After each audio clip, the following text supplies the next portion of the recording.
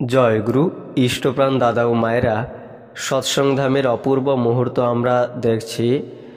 আচার্যদেবের ৫৮তম শুভ জন্মতিথি মহোৎসব উপলক্ষে প্রস্তুতির এই অপূর্ব মুহূর্ত আজ সৎসঙ্গ আশ্রমে পালিত হচ্ছে।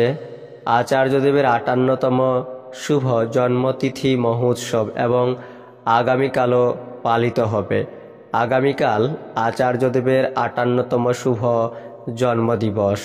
পরম পূজ্যপাদ শ্রী শ্রী আচার্যদেব একবার বলেছেন, আমি তো একটা সুতোও নিয়ে আসিনি, সবই তো অন্যের থেকে আহরণ করা। এই শরীরটাও তো আমার নয়, এটাও ঠাকুরের দেওয়া। তাহলে আমি তাকে দেবটা কি? আমি দিতে পারি কেবল নিজেকে। থিওরি বাদ দিয়ে প্র্যাকটিক্যাল হয় না।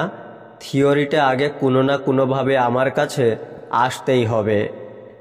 মাথা প্রণাম করে না, প্রণাম করে মন।